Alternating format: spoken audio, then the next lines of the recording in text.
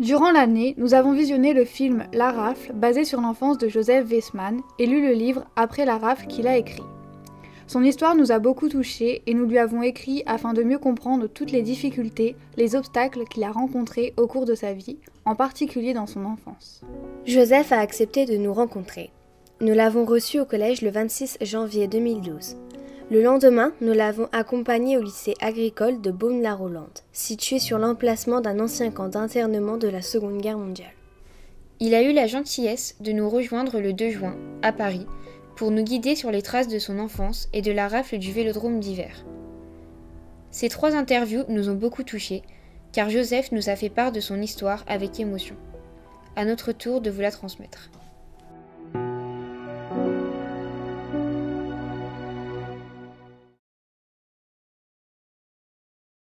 Je suis né le 19 juin 1931. Mon père était tailleur. J'étais très fier du métier de mon père. Il arrivait chez lui avec une pièce de tissu et il ressortait avec un objet d'art, un par-dessus, un costume, un tailleur pour dame. C'était un artiste. Ma mère était une sainte femme. Elle priait 20 fois par jour. Elle priait pour tout. Si j'avais décousu un bouton pour leur course, il y avait une prière. Quand je le décousais et quand elle le recousait.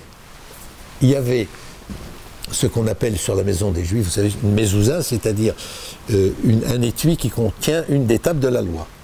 Elle n'a jamais enfreint aucun des commandements. Elle mangeait cachère, c'est-à-dire religieusement. Elle était une sainte femme. Elle était parfaite. Un jour, il est dû arriver un décret disant tous les Juifs doivent aller se déclarer. Donc mon père y est allé. Il était très respectueux de l'ordre et de la discipline, et il n'avait aucune crainte. Il était en France, pays des droits de l'homme, on ne craint rien. Et donc allait se déclarer.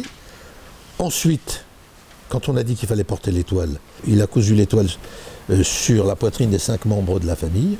Il y a des trottoirs qui nous étaient interdits. On n'avait pas le droit d'aller faire les commissions pour se nourrir avant 11 heures, alors que les magasins, il y avait la queue à partir de 4 heures du matin, si bien qu'à 11 heures, il n'y avait plus rien. On a subi toutes les humiliations. Il fallait voyager dans le dernier wagon du métro. Et je vous en passe bien d'autres. Tout ce qui pouvait humilier, tout a été mis en application. Le premier jour, quand je suis sorti avec mon étoile, que mon père avait cousue, il avait bien dit, surtout, il est absolument interdit de le cacher avec son cartable. Parce que si tu le caches avec ton cartable, on sera tous fusillés. Mais naturellement, moi, j'ai caché mon étoile. Et où nous habitions, on passe une porte cochère, on traverse une cour, et l'immeuble est en face. Eh bien, moi, j'étais sous le porche, et je crois que j'attendrai encore si je n'avais pas vu passer un garçon qui était de cette école-là aussi, mais qui n'était pas de ma classe. Je le hèle, gros garçon costaud, et il dit, t'oses pas aller à l'école, hein, à cause de l'étoile? Bah, je dis oui, viens avec moi. Et donc, on a fait le chemin ensemble. Et j'avais l'impression dans la rue qu'on ne regardait que moi, le juif, là, cette sale bête. Je me considérais comme une sale bête. Quand je suis arrivé dans ma classe, j'étais le seul à avoir une étoile, ce qui, évidemment, pour un enfant est très désobligeant, car rien n'est plus désobligeant pour un enfant que de ne pas être comme les autres. Personne n'a fait de réflexion, personne n'a rien dit. Je ne sais pas si nous avions une école particulièrement tolérante et libérale. Il y avait un Hongrois dans notre école qui s'appelait Arvez, il y avait un Espagnol qui s'appelait Zingaro, il y avait un Noir qui s'appelait Rémise, il y avait un Juif qui s'appelait Weissmann. Tout ça ne faisait pas de différence. Je ne pourrais pas vous dire si le maître était antisémite ou il ne l'était pas. Je sais qu'une fois, il nous a emmenés voir l'exposition Le Juif à la France. Donc c'était ici mon square. Je me retrouvais ici avec les copains, on jouait aux billes, on jouait à cache-cache, etc. Et naturellement, c'était marqué à l'entrée « Interdit aux Juifs et aux chiens ». Je ne me sentais pas concerné. Je ne me rappelle pas m'être fait virer. Si on m'avait dit quelque chose, j'aurais dit, d'abord, moi, je ne sais pas lire. Je ne suis pas français, moi, je suis juif, alors je ne sais pas lire. Je croyais que j'étais un enfant discipliné, mais je me fais des illusions. J'étais en fait un enfant assez indépendant, ce qui m'a beaucoup servi.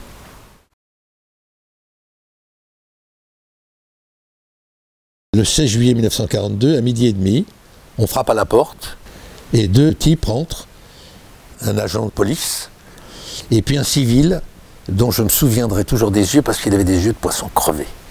Il rentre, il ferme la fenêtre. Et maman lui dit, mais pourquoi vous faites fermer la fenêtre, il fait tellement chaud.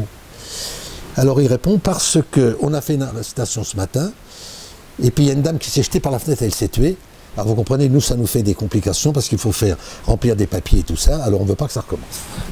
Alors ils ont dit à un moment, bon bah vous allez faire une valise, vous allez mettre des vêtements, un peu de nourriture, vous avez un quart d'heure. Et une fois que la valise elle a été faite, maman m'a dit, va chercher papa. Mon père, qui avait son atelier normalement où nous habitions au 4e étage, depuis quelques mois avait loué une chambre de bonne au 6e étage où il avait installé son atelier. Et alors à ce moment-là, les flics ils ont dit, ah ben oui, au fait, où il est, monsieur Westman? Et donc je suis allé chercher mon père, on l'a ramené à la maison, et on est tous partis. Alors il y en a qui ont dit, oui mais t'as dénoncé ton père. Mais mon père n'aurait jamais accepté de laisser partir sa famille sans être avec eux. L'idée était, bon on arrête les juifs, on va les mettre dans des camps de travail. C'était normal que ma mère, elle ait le soutien de son mari à ce moment-là. On a descendu l'escalier, on est parti dans la rue, et là on a regroupé les gens, on les a fait monter dans l'autobus. Et je me rappelle qu'il est tombé à ce moment-là un énorme orage, c'était très lourd, très chaud. Et je me souviens d'une femme qui avait dit « C'est Dieu qui pleure sur le sort des Juifs ».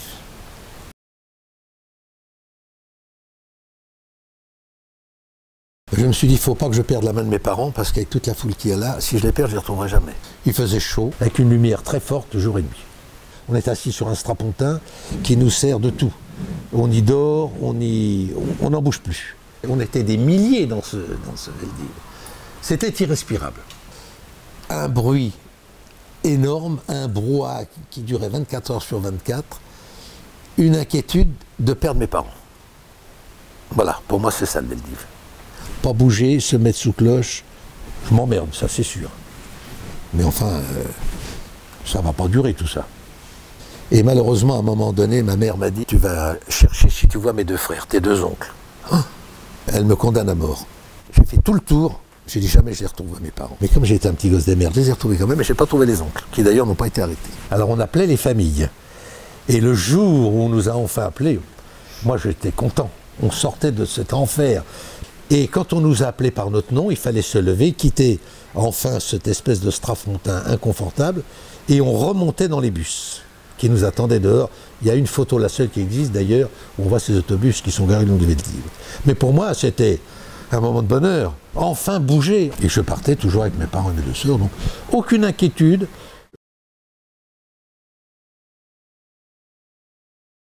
À la sortie du Veldiv, on est monté dans un autocar qui nous a conduit à la gare d'Austerlitz.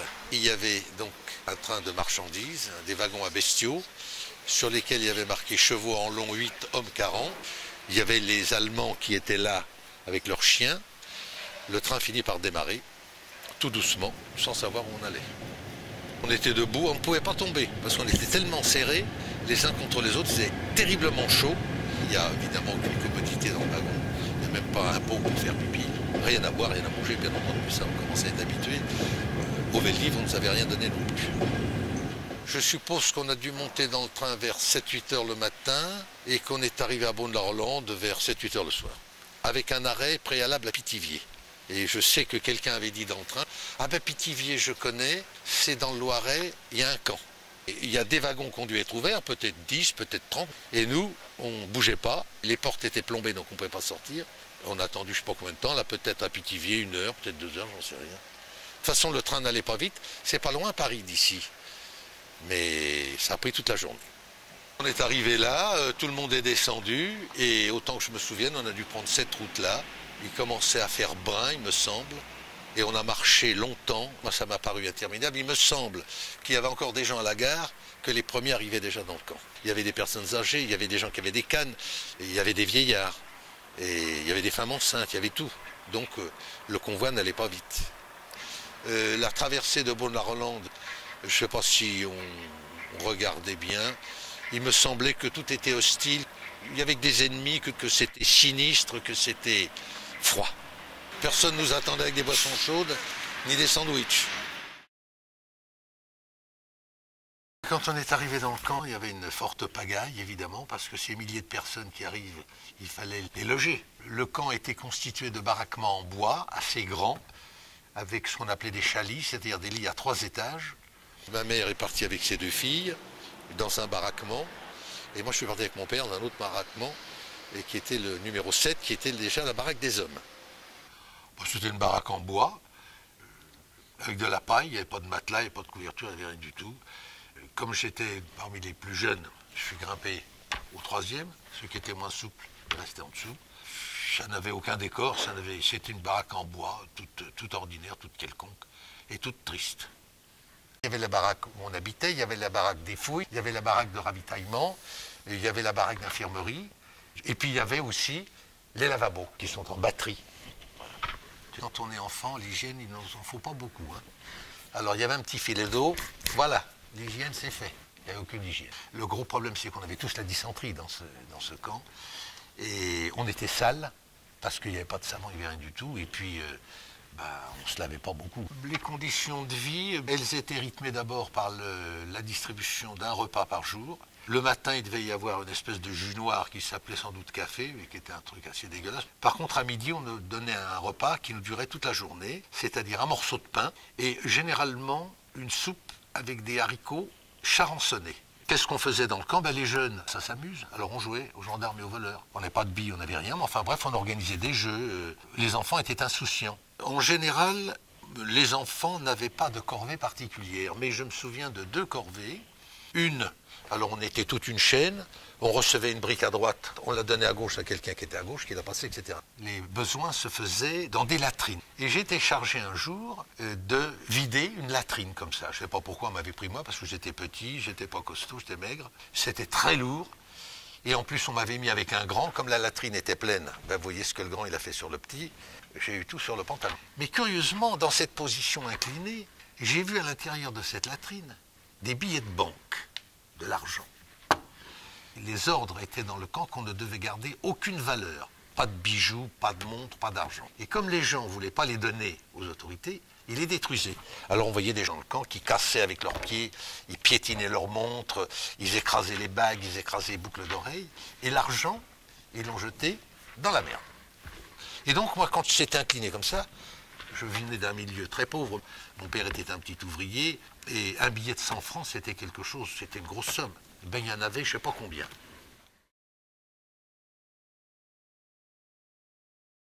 On est sur l'esplanade depuis le matin, 8 heures peut-être. Les fouilles ont commencé à 6 heures le matin, quelque chose comme ça. Moi, je suis qu'avec les enfants. Je ne sais pas où sont mes parents. Il y avait donc 2000 enfants. Et sur ces 2000 enfants, il avait été décidé par les autorités qu'il serait par wagon d'enfants. Alors je ne sais pas combien on en mettait par wagon, peut-être mettons 200, il faut donc 10 wagons. Et c'est à ce moment-là que sont arrivés les Allemands, je revois très bien, un officier et plusieurs soldats, peut-être 7 ou 8, mais pas dangereux, pas avec des mitrailleuses, pas de trucs comme ça. Il est descendu d'une voiture, peut-être une petite voiture blindée, ils étaient tous dedans. Et cet officier s'est adressé au commandant du camp et il lui a dit il y a trop d'enfants pour les wagons. Vous ne pouvez pas emmener tous ces enfants-là, il faut en retirer. Alors combien, je ne sais pas. Peut-être 200, peut-être ça correspondrait, peut-être ça. Et alors ça a été fait tout à fait au hasard. Toi. Et j'étais un des toits. On retire ces 200 ou 300 enfants, je ne sais pas, on les remet par là, en leur disant vous rejoindrez vos parents dans une semaine au plus tard. C'est ça qui a été le moment le plus difficile, parce qu'il y a des femmes qui se jetaient par terre, qui voulaient se tuer. Tout le monde hurlait, tout le monde pleurait, c'était épouvantable, c'était insupportable. C'est le pire des choses qu'un être humain puisse supporter. Et une fois que toute cette opération a été terminée, le convoi s'est ébranlé, et ils sont repartis à pied à la gare. Je me suis dit, moi, il faut que je me tire de là. J'ai donc décidé de m'évader parce que ce qu'on avait vécu était trop triste pour pouvoir continuer à vivre dans des conditions comme ça. D'un autre côté, c'était une idiotie de s'évader puisqu'on devait retrouver nos parents dans 8 jours et que si on s'évadait, évidemment, on ne les retrouverait pas. Mais enfin, je ne veux pas savoir ça, je veux m'évader, je veux foutre le camp, je veux partir, je ne veux plus entendre parler du camp. Et je cherche donc quelqu'un. Alors je vais voir, toi, tu ne veux pas t'évader avec moi? Toi, personne ne voulait. Tout le monde me disait, t'es fou, pourquoi tu veux t'évader? D'abord, tu ne vas jamais y arriver. Et tu vas te faire prendre par les gendarmes. Et puis même, si tu t'évades, tu ne reverras jamais tes parents. Toute la journée, j'ai cavalé. Personne ne voulait. Et le lendemain, donc c'est le surlendemain de la déportation. Il y a 2-3 gars qui sont venus et qui m'ont dit, c'est toi là qui nous a empoisonné la vie hier, que tu veux t'évader. Tiens, ben, lui il veut s'évader aussi. Et il me présente un garçon que je ne connaissais pas. Ben, puisque vous voulez vous évader tous les deux, ben voilà. Salut, salut. Moi c'est Joseph Westman, lui il s'appelait Koganovic. Bon, ben quand est-ce qu'on s'évade? Ben on y va. Et nous avons fait une première tentative malheureuse parce qu'il y avait les barbelés qui étaient là. On s'est dit c'était tellement épais que si on arrive à grimper dessus, on pourrait peut-être arriver à marcher, à les traverser, hop, puis à sauter de l'autre côté. Pendant une demi-heure, on a essayé de grimper. Alors naturellement, il y avait tout un attroupement autour de nous. Il y avait peut-être une centaine de gamins qui nous regardaient. On avait trouvé une planche, enfin bref. Ce qui devait arriver est arrivé. Les gendarmes sont arrivés et on n'a eu que le temps de se débiner parce qu'ils ont bien vu qu'on essayait de se tirer. Heureusement, avec nos petites pattes, on allait vite. Et les baraques étaient faites de la manière suivante. Il y avait une porte ici et il y avait une porte là.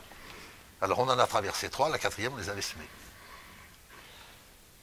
Et le lendemain, on s'est retrouvés, Joe et moi.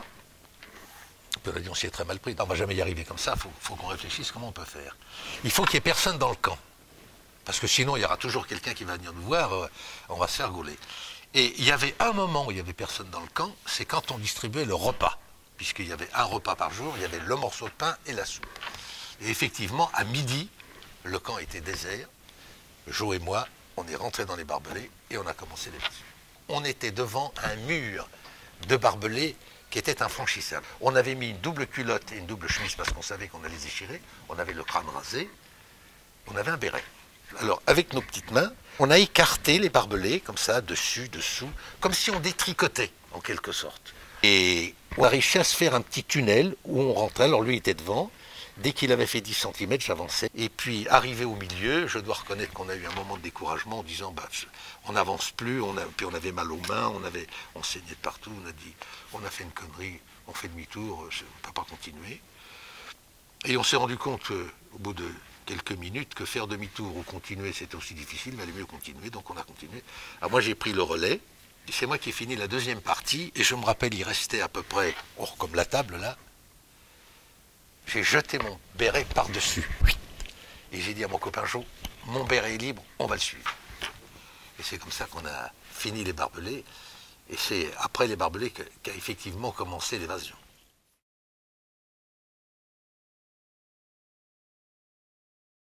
Quand on est arrivé à la fin de notre évasion avec Joe, on est donc arrivé à Paris, gare d'Austerlitz. Là on s'est quitté. Toi Joseph, qu'est-ce que tu fais? Je dis, moi j'en sais trop rien, enfin je vais aller chez moi. Alors, salut, salut, on se quitte. J'ai commencé par aller directement chez moi, au 54 de la rue des Abbesses. J'ai monté les 4 étages, et naturellement, sur la porte, il y avait ce qu'on appelait des scellés. Quand on nous a arrêtés, on a posé un cachet avec l'aigle et la croix gammée sur le chambranle de la porte, un autre cachet sur la porte elle-même, le tout relié par un cordon rouge, tout était en rouge. Il était strictement interdit de briser ce scellé sous peine de voir tous les habitants de l'immeuble fusillés. Je suis redescendu, je lui ai dit mais qu'est-ce que je fais, où je vais? Eh bien je vais aller voir le père Fabry. C'était hôtel, restaurant. Il travaillait avec sa femme, elle faisait la cuisine. Quand il m'a vu dans l'encadrement de la porte, elle dit bah, Joseph, qu'est-ce que tu fais là? Alors je lui ai expliqué, voilà, mes parents sont partis, je suis resté tout seul, je me suis évadé du camp. Oh. Bon bah tu veux manger quelque chose? Oui, manger quelque chose. Et il m'a dit bah tu t'assois là-bas, une table de restaurant, il m'a installé une table de restaurant. Et puis il m'a servi une soupe au navet, qui m'a fait grand bien d'ailleurs. Il m'a dit tu es fatigué? J'ai dit oui, je suis très fatigué, je voudrais bien me reposer. Alors il m'a monté dans une chambre, je suis allongé sur un lit, pof, je me suis endormi aussi sec. Et il est parti, il est revenu, il devait être 7 h le soir. Il m'a dit écoute, moi je ne peux pas te garder, parce que tu vois ici c'est un hôtel, et la police vient tous les jours vérifier qui y a dans l'hôtel. Et donc c'est trop dangereux pour toi, mais j'ai été rencontrer une dame qui habite rue Saint-Rusty, au Sacré-Cœur, et elle veut bien te garder. Alors mais il faut qu'on se dépêche parce qu'il y a le couvre-feu. La dame, elle m'a gardé quelques jours, et puis ensuite elle m'a conduit à l'orphelinat de la rue Lamarck, qui était en bas. C'est Lamarck, c'est des familles d'accueil, c'est le retour à Lamarck, c'est à nouveau les familles d'accueil, le retour à Lamarck, les familles d'accueil, le retour à Lamarck, Lamarck, après l'orphelinat de Rothschild, l'orphelinat de Rothschild, rafle monstre, dans laquelle je ne suis pas pris, retour à Lamarck, Lamarck, qui veut que je quitte Paris parce que je suis très recherché, qui m'envoie dans la Sarthe, dans une famille d'accueil. On était chez une femme très primitive, on n'était pas très heureux. Je reste jusqu'à la libération, à nouveau l'orphelinat, au Mans.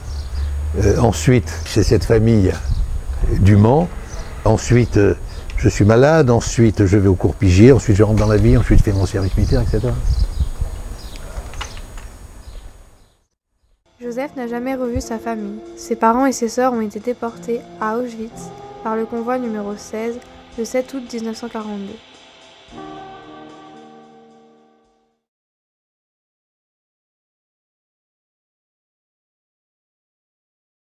J'en ai parlé absolument à personne.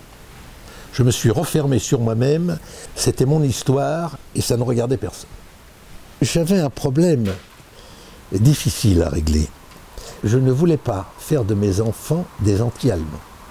Or, les enfants, à un moment donné, se sont dit, mais c'est bizarre, nous, comment ça se fait, on n'a pas d'oncle, on n'a pas de tante, on n'a pas de grand-mère, on n'a pas de grand-père. À la Toussaint, on ne va jamais au cimetière. Alors, si je commençais à dire les Allemands, ça va être les méchants Allemands, et se peut, jusqu'à la fin de leur vie, les avoir traumatisés là-dessus.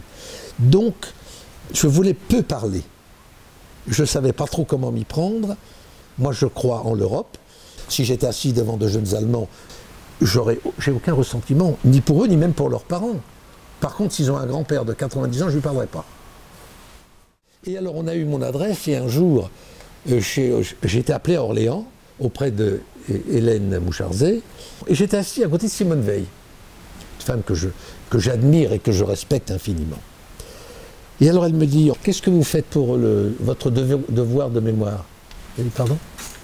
Oui, votre devoir de mémoire. Je ne sais pas ce que c'est, ça, madame. Ben, elle dit, si, vous savez, vis-à-vis des Français, vis-à-vis des jeunes, vous avez un devoir de mémoire. Ça ne me concerne pas, ça. Et puis, je suis rentré chez moi, j'ai laissé s'écouler un mois, mais elle avait semé de la graine, la dame, et la graine, elle a poussé. Et je me suis dit, mais est-ce que je ne suis pas un peu bouché de prendre une position comme ça, définitive? Et le mal était fait. Je n'ai pas la prétention de dire que par mes témoignages, je vais changer la face du monde et que plus jamais ça. Mais je dis que si chacun de ceux qui peuvent le faire apporte leur pierre à l'édifice, eh bien, c'est un devoir de le faire. J'avais donné une interview pour une émission de Jean-Marie Cavada qui s'appelait La marche du siècle. Et dans cette interview, je disais entre autres, j'aurais voulu que de cette histoire, à la suite du témoignage que j'ai donné, qu'on fasse un film de cette histoire pour la mémoire des enfants. Mais je sais que c'est pas possible parce que c'est inhumain, c'est hors de l'humain. Et 17 ans après, Rosine Bosch est tombée sur cette interview et elle a dit, moi ce film, je vais le faire avec lui. Le plus difficile a été de faire le film, ça m'a été très pénible. Et je vais vous donner un petit exemple. Le film a été tourné pour sa grande partie en Hongrie. Lorsque je suis arrivé sur le plateau du Veldiv, j'étais sidéré. C'était à la virgule près la même chose. À tel point que j'ai été assailli d'une odeur irrespirable. Vous avez vu dans le film les cabinets qui sont bouchés, les gens qui font leurs besoins en dessous d'eux. On était des milliers. Alors je me suis tourné vers Rosine Bosch, ça s'est arrivé, je lui ai dit, écoute, à qui vous avez loué ce local dégueulasse, puant? C'est dégoûtant, et quoi, vous avez mis une odeur artificielle? Mais elle me dit, mais qu'est-ce que tu racontes, ça sent rien du tout. Oh, ben, je lui ai dit, écoute, mais t'es malade. Et j'avais ma fille et mon petit-fils qui étaient avec moi. Je dis à ma fille, Isabelle, allez, viens, on va sortir, je veux pas que mon petit Théo, il reste là-dedans. Elle me dit, papa, ça sent rien. Oh, ben j'ai dit, c'est pas ce que vous avez, vous êtes tous malades là-dedans. Moi, je sors, je peux pas rester. Ça veut dire que le film était tellement bien fait que est revenu avec moi ce qu'on appelle le souvenir olfactif, c'est-à-dire l'odeur. Ça a été remarquablement réalisé. Ce film est indiscutablement une réussite parce qu'il a apporté le message dont il était porteur. Il est passé dans 15 pays à peu près. J'admire beaucoup Rosine Bosch, qui est la scénariste pour le travail qu'elle a fait, mais il y a quelques précisions qu'il faut apporter. Lorsqu'on s'est connus, elle m'a dit, tu vas me raconter ton histoire, je vais faire un film. J'ai vu le film en avant-première, Rosine Bosch m'a invité. Elle m'a dit, après la séance, qu'est-ce que tu penses du film? Je lui ai dit, écoute, je suis désolé, je ne l'ai pas vu ton film. Parce qu'à la première image, je me suis levé de mon siège, j'ai traversé l'écran, j'étais avec tout le monde dedans, j'étais dans le camp, j'étais à Beaune-la-Rolande, j'étais dans la station, je n'ai rien vu. Mais cependant, quelque chose qui me choque, un peu, c'est que dans le scénario, nous avions 4 pôles. Nous avions la rafle proprement dite, elle est irréprochable. Le Veldiv, mieux que vrai. Le camp de Beaune-la-Rolande, parfait. Mais j'ai dit, l'évasion, elle n'y est pas. C'est pas ça qui était prévu dans le scénario. Alors, elle m'a dit, oui, effectivement, je comprends ce que tu veux dire. Dans le film, c'est d'une facilité déconcertante. On les voit, ils se mettent une cagoule, ils se mettent un espèce de vêtement, on les voit 2-3 minutes dans les papiers, hop, salut, salut, et c'est fini. En réalité, nous avions passé 6 heures au moins à traverser un inextricable rouleau de fil de fer barbelé qui était tellement difficile à décrire, parce que si c'était si facile, comment ça se fait que personne ne s'est évadé? Alors, c'est une grosse responsabilité que Rosine Bosch a prise, parce que ça donne une image complètement fausse de ce qu'était la réalité. Si les gens ne se sont pas évadés, c'est parce qu'ils ne pouvaient pas s'évader, parce que c'était impossible, à tel point que personne ne s'est évadé avant et que personne ne s'est évadé après. Après le film La Rafle, j'ai énormément de personnes qui m'ont interpellé et qui me disaient « Vous êtes bien Monsieur Westman ?» Et alors dites-moi, et après La Rafle? Parce qu'on voit ces deux gosses qui s'évadent en 1942, l'armistice c'est le 8 mai 1945. Qu'est-ce qui s'est passé? Je répondais à tout le monde, écoutez, le film m'a bouleversé, je ne suis pas encore remis de mes émotions, donnez-moi un peu de temps.